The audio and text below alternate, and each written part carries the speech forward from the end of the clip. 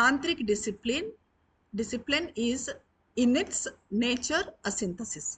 స్వభావంలోనే అది ఒక సింథటిక్ సమన్వయం ఉన్న విధానం తాంత్రిక్ అన్నది. It has seized on the large universal truth that there are two poles of being whose essential unity is the secret of existence, Brahman and Shakti, spirit and nature, and that nature is the power of the spirit, or rather is the spirit as power. To raise nature in man into manifest power of a spirit is its method, and it is the whole nature that it gathers up for the spiritual conversion. It includes in its system of instrumentation the forceful hatha yogic process, and especially the opening up of the nervous centers and the passage through them of the awakened Shakti on her way to her union with the Brahman. The subtler stress of the Raja Yogic purification, meditation and concentration, the leverage of will force, the motive power of devotion, the key of knowledge. But it does not stop short with an effective assembling of the different powers of these specific yogas. In two directions, it enlarges by its synthetic turn the province of the yogic method, the leverage of will force, the motive power of devotion, the key knowledge. ఈ తంత్రము అయితే ఎలా ఉంటుంది అంటే తంత్ర విధానం అంటారు. ఇది స్వభావంలోనే ఈ సమన్వయాన్ని, ఈ యోగాలన్నిటి సమన్వయాన్ని తీసుకొని వస్తుంది. ఇవన్నీ ఉంటాయి తంత్రయోగంలో. అంటే హఠయోగము, రాజయోగము, ఇవన్నీ కూడా ఇవి సపరేట్గా ఉండటం కాదు, అన్నీ కలిసే ఉంటాయి. అస్తిత్వంలో రెండు ధృవాలు ఉన్నాయనే సత్యాన్ని ఇది పట్టుకుంది. మన అస్తిత్వంలో రెండు ధృవాలు ఉన్నాయని ఆ సత్యాన్ని ఇది తీసుకుంటుంది. అదేంటంటే బ్రహ్మం శక్తి, ఆత్మ ప్రకృతి. ఆత్మ అంటే ఓన్లీ వన్ స్పిరిట్, ప్రకృతి నేచర్ అనమాట. ఈ రెండిటికే ఇంపార్టెన్స్ ఇస్తుంది తంత్రం అనమాట. ఈ రెండిటి ఏకత్వమే సృష్టి రహస్యం. సృష్టి వచ్చిందే ఈ రెండింటితో. సృష్టి ఏకైక దివ్యాత్మ రెండు అయినప్పుడు ఆత్మ ప్రకృతి రెండు, సోల్ అంటే పురుషుడు అండ్ నేచర్ ప్రకృతిగా మారాయి. కాబట్టి సృష్టి రహస్యమే ఇది అనమాట. అంతేగాక ప్రకృతి అంటే ఆత్మశక్తి అని, లేదా శక్తిగా అయిన ఆత్మ అని. ప్రకృతి అంటే ఇప్పుడు మనం ఈ ప్రకృతే కాదు, అది ఆత్మశక్తి. ఆ శక్తిగా మారిన ఆత్మ, ఆత్మనే ఆ శక్తిగా మారింది, ప్రకృతిగా మారింది అని తంత్రం తెలుసుకునింది. అయితే మనిషిలో ప్రకృతిని ఆత్మను అభివ్యక్తం చేసే శక్తిగా ఉద్ధరించడం దాని విధానం. మన మనిషిలో ఉన్నాయి అవి రెండు, ఆత్మ ఉంది, ప్రకృతి ఉంది. ఆ రెండింటిని అభివ్యక్తం చేసే శక్తిగా మనిషిని ఉద్ధరించడమే ఈ తంత్రయోగం యొక్క ప్రధాన లక్ష్యం అనమాట. వ్యక్తిలో ఆధ్యాత్మిక మార్పు తీసుకురావటం కోసం అది ప్రకృతి మొత్తాన్ని ఒక చోటికి తీసుకొని వస్తుంది. అంటే మనలో ప్రకృతి అనంటే మన భాగాలు, ఇంతవరకు మనం చెప్పుకున్నట్టుగా మన భాగాలు, మన గుణాలు ఇవన్నీ వస్తాయి. మన మెంటల్, వైటల్, ఫిజికల్, మన సత్వజ తమో గుణాలు ఇవన్నీ కూడా వీటన్నింటినీ ఒక చోటికి తీసుకొని వస్తుంది. ఇందులో మరి ఇవన్నీ తీసుకొచ్చినప్పుడు హఠయోగాన్ని చేర్చుకుంటుంది. ఫిజికల్, వైటల్ కావాలంటే హఠయోగం కావాలి. అలాగే చక్రాలను తెరిచి హఠయోగంలో లాగా ఇప్పుడు మనం చెప్పుకున్నట్టుగా మూలాధారం నుంచి స్వాధిష్టానం ఇవన్నీ కూడా ఉంటాయి.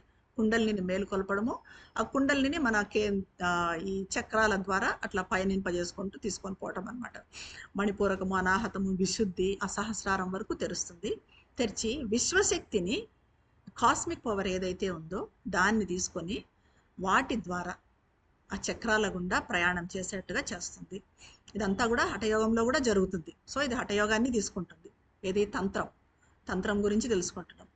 మార్గంలో ఈ శక్తి బ్రహ్మంతో కలిసేట్టు చేస్తుంది. అలా చేస్తూ ఈ శక్తి పరబ్రహ్మంతో, దేవుడితో కలిసేట్టుగా చేస్తుంది తంత్రం.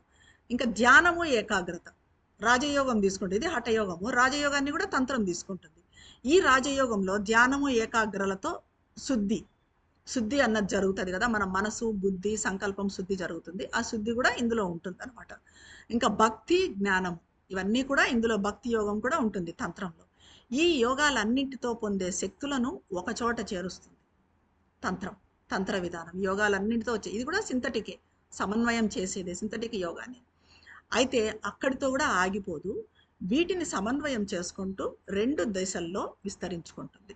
రెండు డైరెక్షన్స్లో ఇది ఇంకా ఎక్కువ అవుతుంది. అదేంటన్నది చూస్తాం.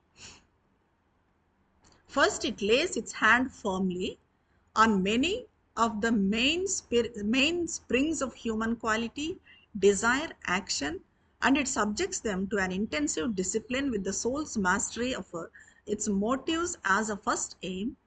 and their elevation to a diviner spiritual level as its final utility.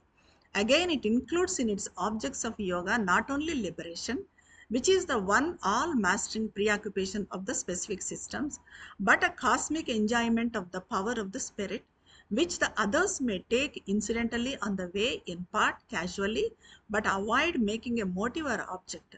It is a bolder and larger system. ఇదేం చేస్తుందంటే తంత్ర విధానము వ్యక్తి గుణం మీద, కోరికల మీద, కర్మల మీద హోల్డ్ తెచ్చుకొని ఒక తీవ్ర క్రమశిక్షణకు గురి చేస్తుంది. అంటే కోరికలను నియంత్రించుకోవటము, అలాగే కర్మను శుద్ధి చేస్తూ రాజయోగంలో ఆ రకంగా అష్టాంగ పద్ధతిలో చేయటము.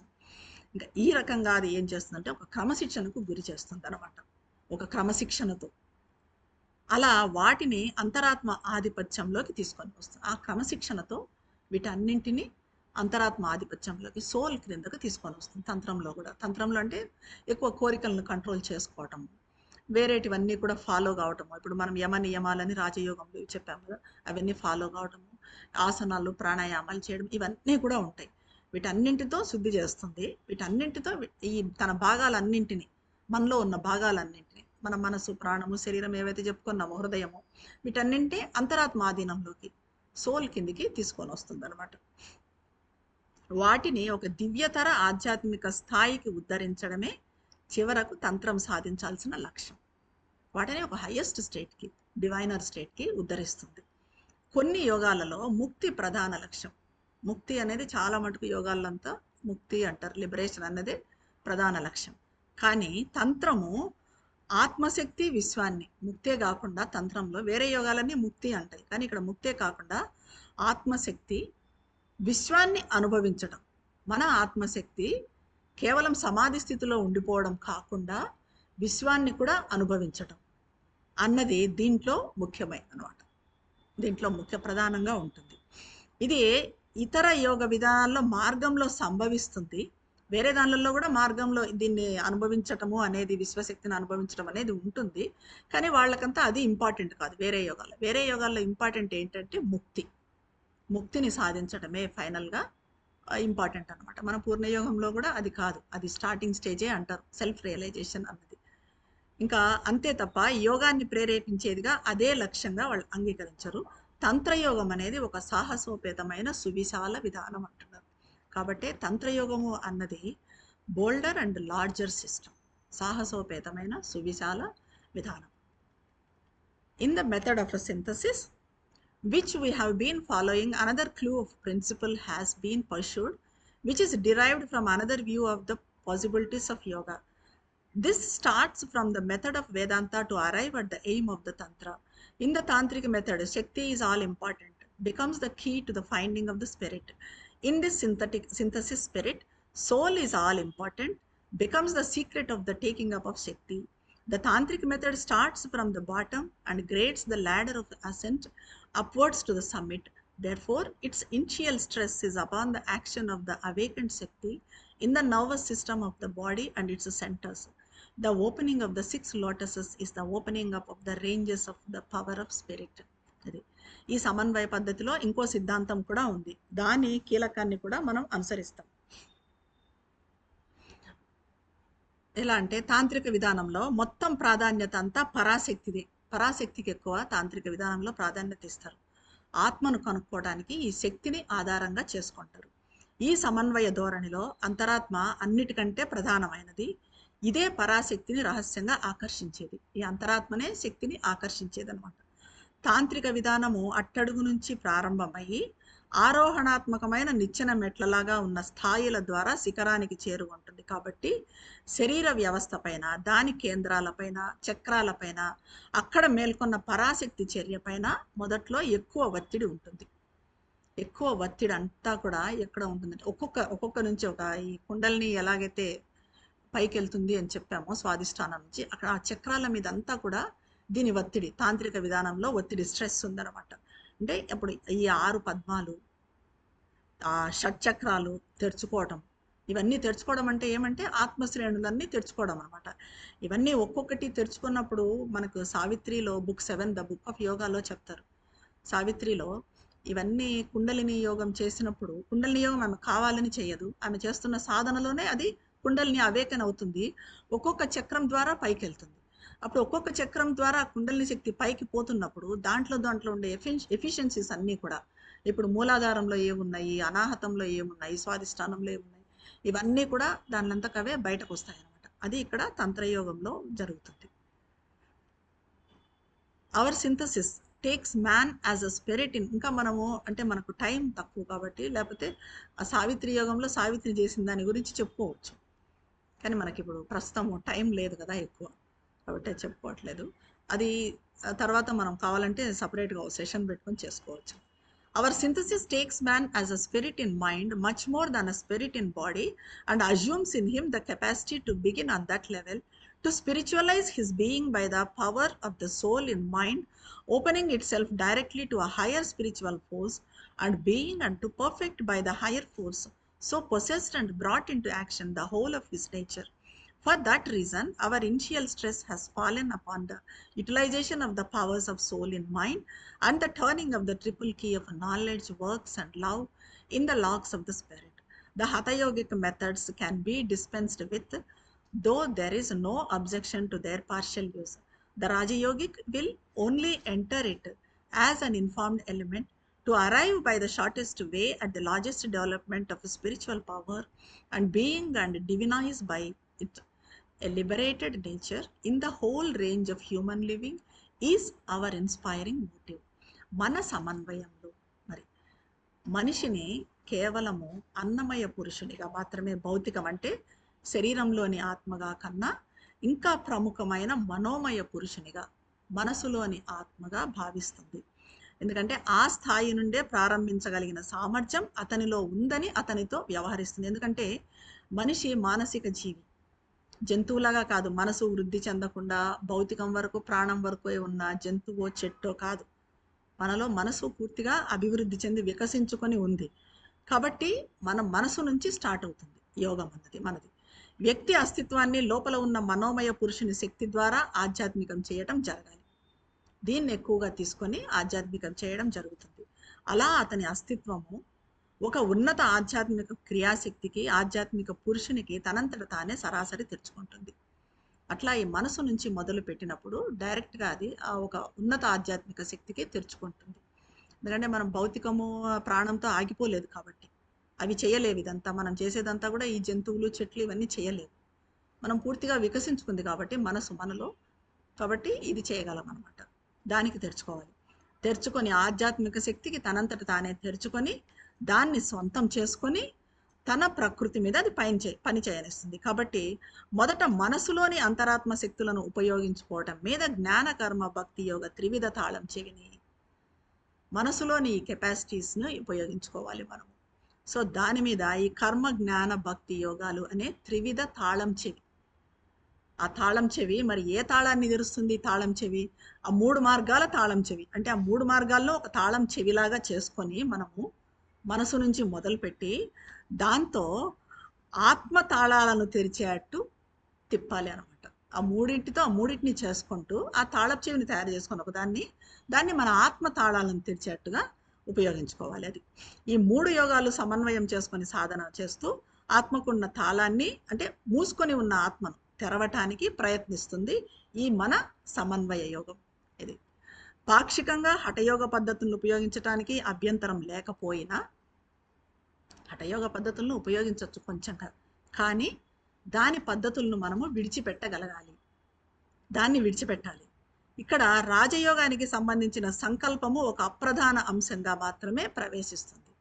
రాజయోగం కూడా ఉంది, కానీ కొంచెం అంత ఇంపార్టెంట్ కాదనమాట. అష్టాంగ యోగం అన్నది మన యమ, నియమ ఇవన్నీ మన యోగంలో అంత ముఖ్యం కాదు. కావాలనుకుంటే చేసుకోవచ్చు. ఇవేవి కాకుండా మనకు ప్రేరణనిచ్చే శక్తి ఇక్కడ ఏమంటే, మరి ఇవేవి కాకుండా, హఠయోగం కాకుండా, రాజయోగం కాకుండా, మన ఆధ్యాత్మిక శక్తి, మన స్పిరిచువల్ పవరు, మన అస్తిత్వము విస్తార అభివృద్ధి స్థాయికి అతి దగ్గర దారిలో చేరటం. మన అస్తిత్వము ఆ హైయెస్ట్ స్టేట్కి దగ్గర దారిలో, దూరం దారిలో కాకుండా షార్ట్ వేలో చేరటం అనమాట. తద్వారా మానవ జీవన విధానానికి సంబంధించిన అన్ని శ్రేణుల్లో ప్రకృతిని దివ్యీకరించి ముక్తం చేయటం. ఇదే మన మోటివేషన్ అనమాట మన యోగంలో, మన సమన్వయ యోగంలో. The principle in view is a self surrender, a giving up of the human being into the being consciousness, power, delight of the divine, a union, communion at all the points of meeting in the soul of man, the mental being by which the divine himself, directly and without veil, master and possessor of the instrument, shall by the light of his presence and guidance perfect the human being in all the forces of the nature for a divine living. Here we arrive at the further enlargement of the objects of the yoga. The common initial purpose of all yoga is the liberation of the soul of man from its present natural ignorance and limitation, its release into spiritual being, its union with the highest self and divinity. అంటే మన దృష్టిలో ఉన్న సూత్రం ఏంటంటే ఒకటే, ఆత్మసమర్పణ, surrender అనేదే మన యోగంలో అత్యంత ముఖ్యమైనది. మన అస్తిత్వాన్ని దైవ అస్తిత్వానికి, చైతన్యానికి, శక్తి ఆనందాలకు పూర్తిగా, దివ్య చైతన్యానికి, మదర్ కాన్షియస్నెస్కి, మదర్ వర్క్స్కి పూర్తిగా మనల్ని మనం సమర్పించుకోవటం. మానసిక జీవిగా ఉన్న మనిషి అంతరాత్మలో అంతరాత్మలో ఈ దైవంతో, ఆయన చైతన్యము, శక్తి ఆనందాలతో సంయోగం చెందాలి. మనిషి ఇప్పుడు మానసిక జీవిగా ఉన్నాడు, కానీ అంతరాత్మను బయటికి తీసుకొచ్చి అంతరాత్మను వీటితో సంయోగం చెందనివ్వాలి. ఇక్కడ సమర్పణతో మనం ఆకాంక్షించేది ఆయనతో సంయోగం కాబట్టి ప్రత్యక్షంగా భగవంతుడే మనల్ని ఒక సాధనంగా, ఇన్స్ట్రుమెంట్గా స్వాధీనం చేసుకుంటాడు తన సాన్నిధ్యంతో. అలా భగవంతుడి స్వాధీనం అయితే మనము మదర్కి ఒక ఇన్స్ట్రుమెంట్ లాగా అయ్యామంటే తన సాన్నిధ్యంతో, తన కాంతితో మనకు మార్గదర్శకం చేస్తూ దివ్య జీవనం కోసం, డివైన్ లైఫ్ కోసము మనిషిని విశ్వ ప్రకృతి పనిచేసే అన్ని శక్తులలో పరిపూర్ణం చేస్తాడు. ఇది అన్ని యోగా లక్ష్యాల అత్యున్నత వైశాల్యత. అన్ని యోగాలు కలిపి ఫైనల్గా చేరాల్సింది దీనికి అనమాట. దీని దగ్గరికి మనము ఈ సమన్వయ యోగంతో, మన ఇంటెగ్రల్ యోగాతో చేరుకుంటాం.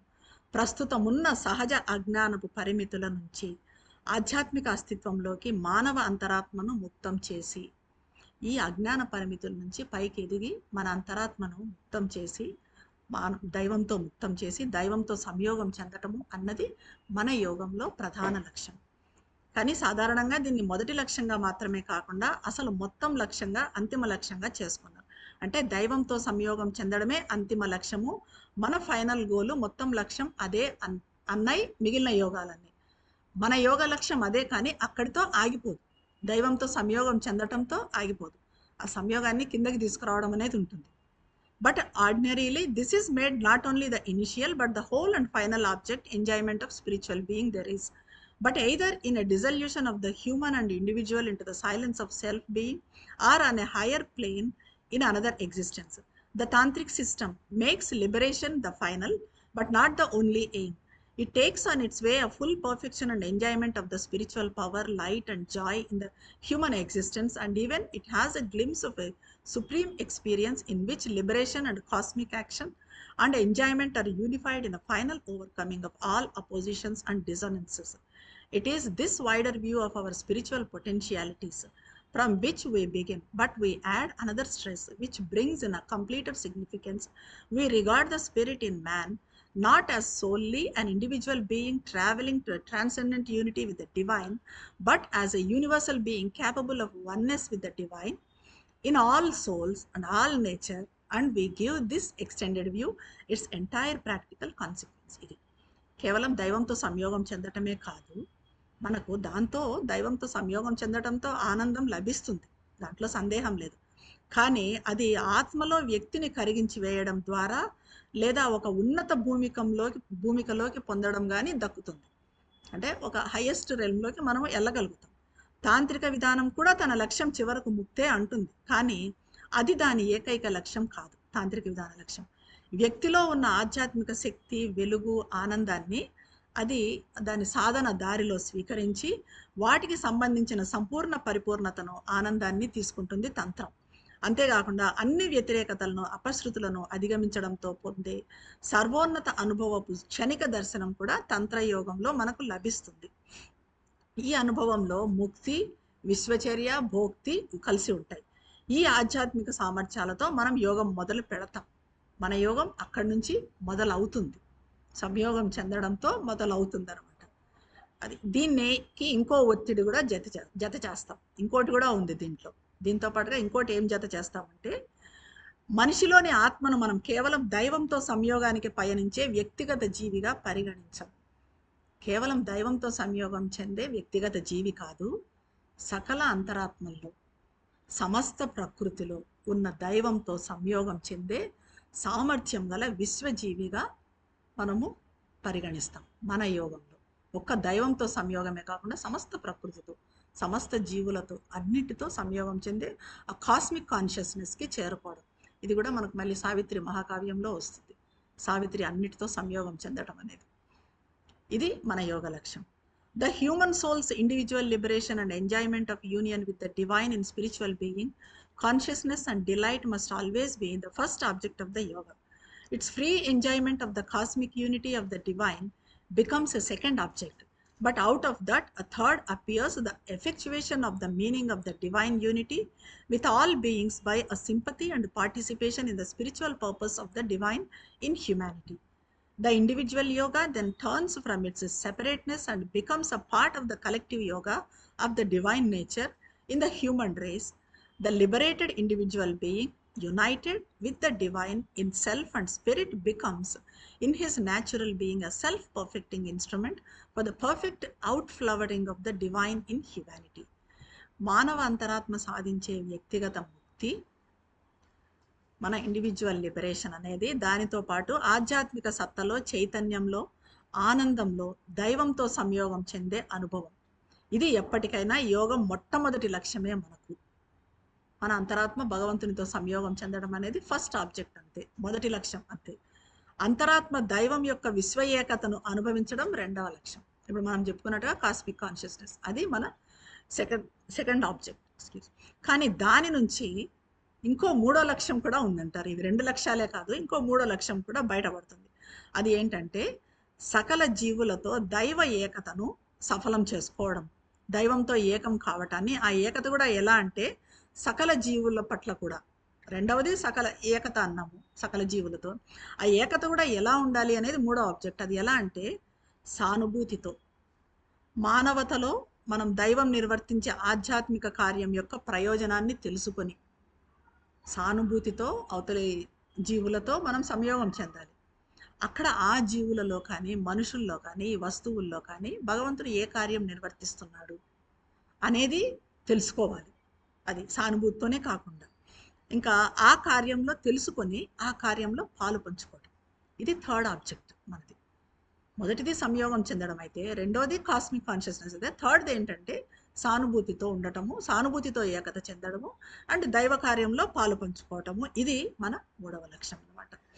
అప్పుడు వ్యక్తిగత యోగము దాని విభజన ధోరణి నుంచి మళ్ళీ మానవ జాతిలో ఉన్న దివ్య ప్రకృతికి చెందిన సాముదాయిక యోగం. అంతే కదా. ఇప్పుడు వ్యక్తిగత యోగం అని వేరే యోగాలన్నీ ఏంటి, వాళ్ళ వ్యక్తిగత సాక్షాత్కారం ఇంపార్టెంట్ అంటాయి. కానీ ఇవన్నీ ఇతరులతో మనం ఏకత కావటము, ఇతరుల సానుభూతితో ఏకత కావటము, ఏకం కావటము, దైవ కార్యం, వాళ్ళల్లో దైవం ఏ కార్యం కోసం వాళ్ళు అలా పెట్టాడు, ఆ జీవులను అలా పెట్టాడని దాన్ని తెలుసుకొని దాంట్లో పాలు పంచుకోవటము అని అంటే, ఇంకా అది ఎలా అవుతుందంటే సాముదాయిక కలెక్టివ్ యోగా అవుతుంది అనమాట. కలెక్టివ్ యోగాలో ఒక భాగం. మనం మన కోసం వ్యక్తిగతంగా చేయడం లేదు యోగం. దేనికోసం చేస్తున్నాం? మొత్తం మానవ జాతి కోసం చేస్తున్నాం, భూమి భవిష్యత్తు కోసం చేస్తున్నాం మనం. అలా విముక్తి చెందిన వ్యక్తిగత జీవి తనలో ఆత్మలో దైవంతో ఏకమవుతాడు.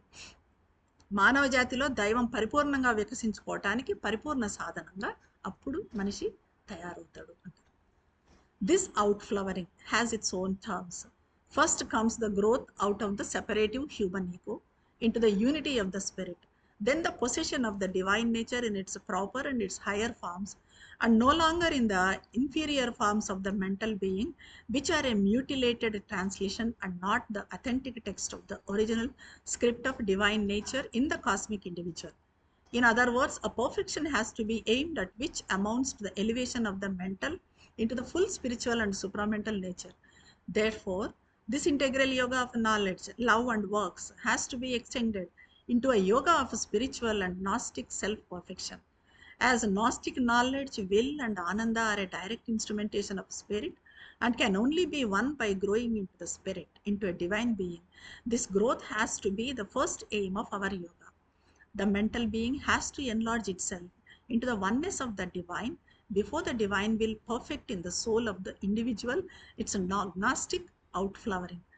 That is the reason why the triple way of knowledge, works and love becomes the keynote of the whole yoga, for that is the direct means for the soul in mind to rise to its highest intensities where it passes upward into the divine oneness. ఇక్కడ వచ్చింది మన లక్ష్యం అంతా. ఈ విధమైన వికాసము అంటే మానవ జాతిలో దైవం సంపూర్ణంగా వికసించుకోవటము, ఆయన ఇన్స్ట్రుమెంట్ కావటము అన్నది రెండు పద్ధతుల ద్వారా వ్యక్తమవుతుంది. మొదటిది ఏమంటే వేరు చేసే అహంకారం నుంచి ఆత్మ ఏకతలోకి పెరుగుతుంది. నేను నువ్వు అని కాకుండా ఒక ఏకతలోకి పెరుగుతుంది. తర్వాత దివ్య స్వభావాన్ని నిమ్న రూపాలలో, కింది రూపాల్లో కాకుండా ఉన్నత రూపాల్లో కలిగి ఉంటుంది. ఇంకా వేరే పదాల్లో చెప్పాలంటే మనసును ఆధ్యాత్మికము, అతి మానసికము, స్పిరిచువల్, సుప్రామెంటల్ అయిన దానిలోకి ఉద్ధరించటమే అదే పరిపూర్ణతా యోగ లక్ష్యం. మన యోగా ఆఫ్ సెల్ఫ్ పర్ఫెక్షన్ లక్ష్యం ఏమంటే మన మనసును స్పిరిచువల్ అండ్ సుప్రామెంటల్లోకి ఉద్ధరించడం. అదే దీని లక్ష్యం అన్నమాట. కాబట్టి ఈ జ్ఞాన భక్తి కర్మల సమగ్ర యోగము ఆధ్యాత్మికము, జ్ఞాన సంబంధ స్వీయ పరిపూర్ణతా యోగంలోకి విస్తరించబడాలి. ఈ మూడు కలిపి ఈ మూడింటిని తాళం చెవిగా చేసుకొని మనము ఆ తాళాన్ని తెరుచుకోవాలన్నమాట. దైవీ సంబంధ జ్ఞానము, సంకల్పము, ఆనందాలు ఆత్మశక్తికి ప్రత్యక్ష ఉపకరణాలు అవుతాయి. అప్పుడు జ్ఞానం కానీ, సంకల్పం కానీ, ఆనందం కానీ ఆత్మశక్తిలోకి పెరగడం ద్వారా, దైవంలోకి పెరగడం ద్వారా మాత్రమే వీటిని మనం వశం చేసుకోగలం. మనము వృద్ధి చెందాలి, దైవంలోకి పెరగాలి, ఆత్మశక్తిలోకి పెరగాలి. కాబట్టి ఈ పెరుగుదల మన యోగం ప్రథమ లక్ష్యం. వ్యక్తిగత అంతరాత్మలో దైవం తన దివ్యత్వ వికసనాన్ని పరిపూర్ణం చేసుకోవటానికి ముందే వ్యక్తి మనసు దైవంతో ఏకత్వంలోకి విస్తరించుకోవాలి. కాబట్టే మొత్తం యోగానికి జ్ఞానము, కర్మము, భక్తి అనే ఈ మూడు యోగాల త్రివిధ మార్గం కీలక అంశం అవుతుంది. మూడు మార్గాలు ఇంపార్టెంటే, మూడు మార్గాలు కలుపుకొని చేసుకుంటూ పోవాలన్నమాట. మనసులో ఉన్న అంతరాత్మ తన అత్యున్నత గాఢతలకు పెరగటానికి ఇది ప్రత్యక్ష మార్గం. అలా అది ఊర్ధ్వం వైపుగా దైవంతో ఏకతలోకి సాగిపోతుంది. యోగం సమగ్రమైనదై ఉండాలి అనడానికి, ఇలా ఉండాలి, ఇంటెగ్రల్గా ఉండాలి అనడానికి కారణం ఇదే అంటున్నారు. That too is the reason why the yoga must be integral.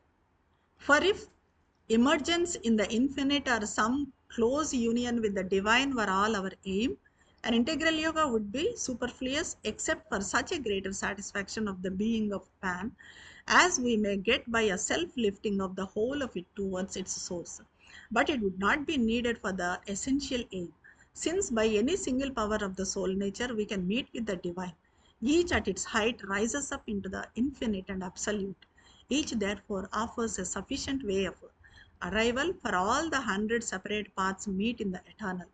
But the Gnostic being is a complete enjoyment and possession of the whole divine and spiritual nature, and it is a complete lifting of the whole nature of man into its power of the divine and spiritual existence. Integrality becomes then an essential condition of this yoga. యోగం సమగ్రమైనదై ఉండాలి అనడానికి కూడా కారణం ఇదే. మనిషి సమస్త అస్తిత్వము తన దివ్య మూలంలోకి తనను తాను ఉద్ధరించుకున్నందువల్ల పొందే సంతృప్తి కోసం కాకుండా, సంతృప్తి కోసమో ఆనందం కోసమో కాదు, అనంతునిలో లయించిపోవడం కోసం కాదు, దైవంతో ఏదో ఒక విధమైన సాన్నిహిత్యం లక్ష్యమైతే అప్పుడు సమగ్ర యోగం అవసరం లేదు. ఇవన్నీ అయితే అప్పుడు ఇంటెగ్రల్ యోగా అవసరం లేదు. ఎందుకంటే అంతరాత్మ ప్రకృతికి గల ఏ ఒక్క శక్తితోనైనా మనం దైవంతో ఏకం కాగలం. ప్రతి శక్తి ఉన్నత స్థాయి అనంతంలో, నిరపేక్షంలో ఉంటుంది. కాబట్టి ప్రతిదీ అక్కడికి చేరడానికి చాలినంత మార్గం అవుతుంది. ఎందుకంటే విడివిడిగా 100 దారులున్నా అవి అన్నీ అనంతంలో కలుసుకుంటాయి. కానీ ఆత్మజ్ఞానంతో ఉన్న అస్తిత్వం మొత్తం దివ్య ప్రకృతిని, అంటే మన అస్తిత్వంలోని దివ్య ప్రకృతి మొత్తాన్ని, ఆధ్యాత్మిక ప్రకృతిని భోగించడము, ఎంజాయ్ చేయడము, సొంతం చేసుకోవడము, అంతేకాకుండా మనిషి మొత్తం ప్రకృతిని దాని దివ్య ప్రకృతిలోకి, ఆధ్యాత్మిక అస్తిత్వపు శక్తిలోకి పూర్తిగా ఉద్ధరించడం కూడా మన యోగ లక్ష్యం అవుతుంది. అప్పుడు సమగ్రత్వం అనేది ఈ యోగానికి అత్యంత ఆవశ్యక నియమం అవుతుంది. కాబట్టి మనకు ఈ సమగ్రం, ఇంటెగ్రల్ యోగా అన్నది అవసరం. At the same time, we have seen that each of the 3 ways at its height, if it is pursued with a certain largeness, can take into itself the powers of the others and lead to the fulfillment. It is therefore sufficient to start by one of them and find the point at which it meets the other at first parallel lines of advance and melts into them by its own widenings. At the same time, a more difficult, complex, wholly powerful process would be to start, as it were, on three lines together on a triple wheel of soul power. But the consideration of this possibility must be postponed till we have seen what are the conditions and means of the yoga of self-perfection. For we shall see that this also need not be postponed entirely, but a certain preparation of it is a part of it, and a certain initiation into it proceeds by the growth of the divine works, love and knowledge. అదే సమయంలో మూడు విధానాల్లోని ప్రతి ఒక్క విధానాన్ని, కర్మ జ్ఞాన భక్తి యోగాల్లోని ప్రతి విధానాన్ని ఉన్నత స్థాయిలో ఒక విధమైన విస్తృతితో కొనసాగిస్తే అది ఇతర విధానాల శక్తులను తనలోకి స్వీకరించి అవి వాస్తవమయ్యేటట్టు చేస్తుంది. అందుచేత ప్రారంభంలో వాటిలో ఏదో ఒక దానితో మొదలుపెట్టి మొదట్లో సమాంతర రేఖలుగా కనిపిస్తూ సాగిపోతున్నట్లున్న వాటిని ఎక్కడ అది కలుసుకుంటుందో, కలుసుకొని స్వయంగా విశాలమవుతూ వాటిలో కరిగిపోతుందో ఆ బిందువును, అంటే ఒక కర్మయోగం చేస్తున్నాము, అది పోతూ పోతూ ఎక్కడో జ్ఞానయోగంలో కలిసిపోతుంది. ఎందుకంటే కర్మలు సర్వం కర్మం, అంటే కర్మలతోనే జ్ఞానం వస్తుంది అంటారు. భగవద్గీతలో కూడా శ్రీకృష్ణ పరమాత్మ, నాకు అది ఫ్రేజ్ గుర్తు రావటం లేదు, అంటారు కర్మలు చేస్తూ చేస్తూ మనం జ్ఞానాన్ని చేరుకోవడం, జ్ఞాన మార్గాన్ని చేరుకుంటాం. జ్ఞానం అంటే ఏంటి? జ్ఞానంతో మనకు భక్తి వస్తుంది. జ్ఞానం అంటే నేను ఏమీ లేదు, నేను అన్నది భగవంతునిదే అంతా అనేది అహం పోతుంది. అహం పోయినప్పుడు మనకు ఐడెంటిటీ వస్తుంది, ఒక జ్ఞానము వస్తుంది అనమాట. ఆ జ్ఞానంతో భక్తి వస్తుంది, జ్ఞానం ద్వారా. సో ఈ రకంగా కర్మతో జ్ఞానము, జ్ఞానంతో భక్తి, ఈ మూడు ఒకదానితో ఒకటి చేస్తుంటే ఇంకోటి ఆటోమేటిక్గా ఆ దారిలోనే మనకు వచ్చేస్తాయి. అలాగా చెప్తున్నారు. వాటిలో ఏదో ఒక దానితో మొదలుపెట్టి మొదట్లో సమాంతర రేఖలుగా కనిపిస్తూ నాది కర్మయోగము నీది జ్ఞానయోగము అన్నట్టుగా కనిపిస్తూ ఉన్నా వాటి అది ఎక్కడ అది కలుసుకుంటుందో, ఆ కలుసుకొని స్వయంగా విశాలమవుతూ వాటిలో కరిగిపోతుందో ఆ బిందువును మనము ఫైనల్గా కనుక్కుంటాం. అంటే మూడు యోగాలు కలిపే పాయింట్ని, హైయెస్ట్ పాయింట్ని చేరుకుంటాం అనమాట. అదే సమయంలో అత్యంత కష్టసాధ్యమైన, సంక్లిష్టమైన, పూర్తిగా శక్తివంతమైన విధానము మొదలు కాబోతుంది. దాన్ని అంతరాత్మ శక్తి త్రిచక్రాలపై సాగే విధానత్రయం ఏకమై సాగించే ఒక ప్రక్రియ అనొచ్చు. ఈ మూడు త్రిచక్రాలపై సాగే ప్రక్రియ అనొచ్చు. అదే ఆత్మ సంసిద్ధి యోగం, యోగా ఆఫ్ సెల్ఫ్ పర్ఫెక్షన్. ఈ మూడు యోగాల మీద పోయేది. ఈ నియమాలు, సాధనా విధానాలు ఏంటో మనం తెలుసుకునేంత వరకు దీని సాధ్యాలను గురించి ఆలోచించడం వాయిదా వేద్దాము. అంటే ఇది కూడా మొత్తంగా వాయిదా వేయాల్సిన అవసరం లేదు అని తర్వాత గ్రహిస్తాం. ఎంతో కొంతైనా సంసిద్ధం కావటము ఈ దివ్య కర్మలు, భక్తి, జ్ఞానాల పెరుగుదలలో ఒక అంశం అవుతుంది. దివ్య కర్మలు, భక్తి, జ్ఞానాల పెరుగుదల ద్వారా అందులోకి యోగా ఆఫ్ సెల్ఫ్ పర్ఫెక్షన్కు మనకు ఒక విధమైన ప్రవేశం జరుగుతుంది. అంటే ఈ దేన్ని మనము నెగ్లెక్ట్ చేయకూడదు. కర్మయోగం చేయాలి, జ్ఞానయోగము, భక్తి యోగం మూడు జరగాలి. ఆ మూడు జరగడం ద్వారా మనం యోగా ఆఫ్ సెల్ఫ్ పర్ఫెక్షన్లోకి ప్రవేశం అవుతాం, ఎంటర్ అవుతాము అని మన సాధన కర్మ, జ్ఞాన, భక్తి మార్గాలనే త్రివిధ విధానంతోనే, ఈ మూడు యోగాలతోనే, త్రివిధ మార్గంతోనే ముందుకు సాగాలి అంటున్నారు. ఇటువంటి జ్ఞానాన్ని ప్రసాదించిన శ్రీమాతకు, దివ్య జననికి శతకోటి వందనములు సమర్పించారు.